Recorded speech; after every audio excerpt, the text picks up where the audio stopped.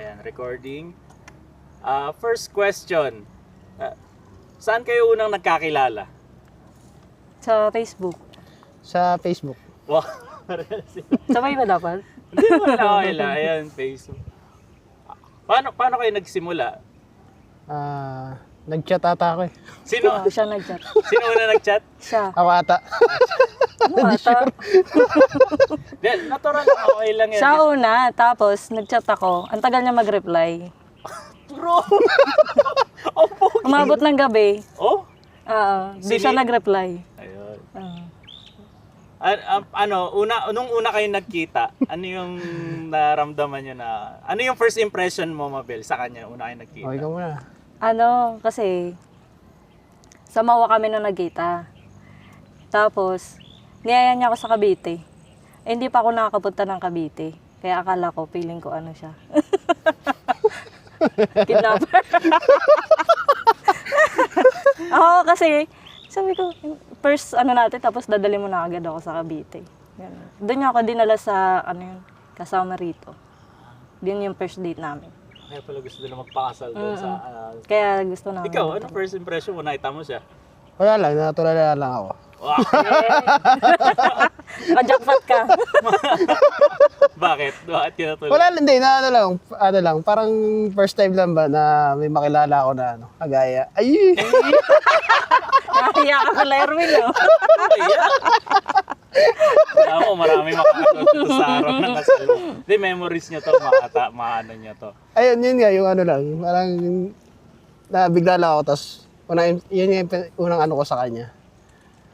Tapos niyaya ko nga siya na pumunta dito. Kasi Wala daw siya. pag dun sa, kasi sa Manila nun, syempre mahirap dun, wala akong alam dun eh. Kaya dito na sa Cavite, mas prepare natin dito eh. Tapos yun nga, yung kasama Amorito, doon kami unang nag-date. Tapos hindi pa kasama Amorito yun eh, Fisherman pa yung pangalan ng lugar na yun. Pero masaya dun, maraming memorable dun sa lugar na yun. Kasi dun lahat nagsimula. Ay!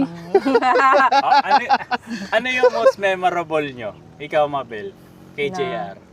Yung lagi mong pag naaalala siya pag naaalala yun, naisip mo na, ay siya talaga, yung para sa akin. Paano ba? Sige lang, take your time. Most memorable.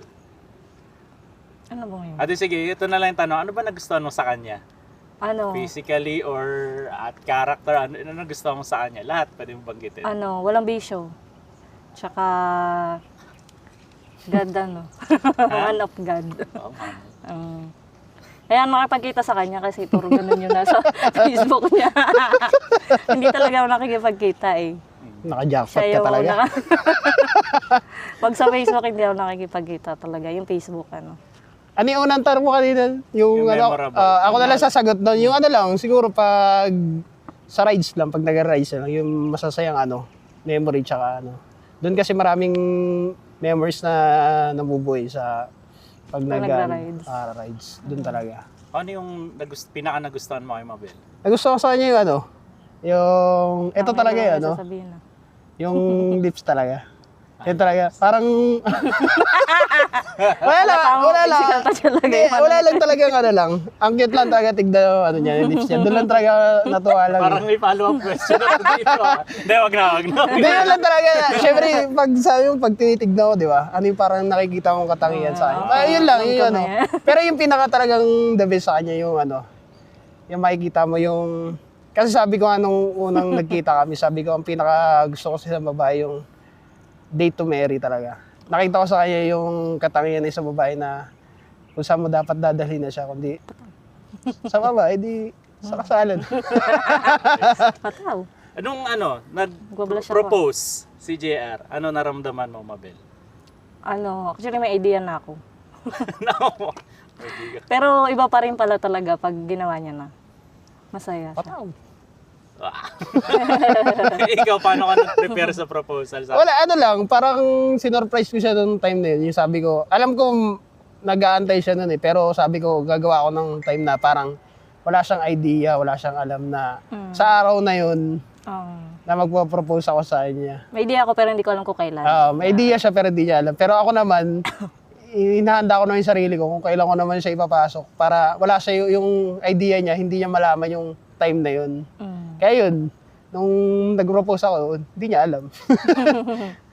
Last question. Paano mo nasabing Mabel na siya na yung taong para sa'yo? Yung Napapakasalan mo? Yung una pa lang. Anong una yung Nung nag-meet kayo? nag-meet kami. Nung una ko pa lang siyang nakausap. Gwapo pala to. Kaya nakajackpot siya. Ikaw, G, no? Pumasok na ba agad yung una meet nyo o nung along dating nyo?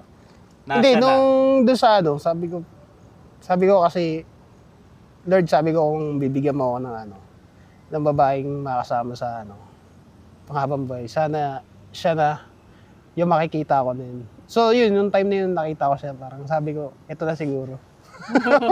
Wow. yun yung ano. Short message mo para sa kanya. Short lang, very short. Ako? Tingin ka naman. Patang. Para sweet. Last na yan, last question. Short lang Tingin ka naman naman sa para kanya. sweet. Thank you sa lahat. Ganon.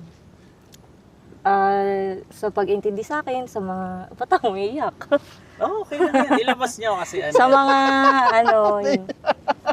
Sa pakikinig sa mga rants ko, yun lagi. Tapos, pag-aalaga, ganon. Wow. Yun, I love you so much. Ayun Ikaw, lang. G, last short message. Yun sa akin yung message ko doon sa kanya. Try ka sa Salamat. akin. Yan. Para sweet. Yung message ko naman sa kanya yung ano. Salamat sa ano, sa mga pag-support sa mga ginagawa ko sa buhay. Tsaka salamat sa mga pag-intindi. Ano man yung mga hindrance na pinagdadaanan ko. Salamat kasi lagi yung pangunawa mo mahaba para sa akin. Patang. Kala ko nga magagalit ka eh. Saan? Yung pala hindi. Pwede, gusto mo ba? Hindi, yun nga. Thank you kasi yung support mo yung sa mga ginagawa ko. Nandiyan ka lang palagi. Tsaka yun, nakasupport. Thank you. Thank you. Thank you so much, Mama Chip Chip. Sorry. Nakakos kaibigan niyo.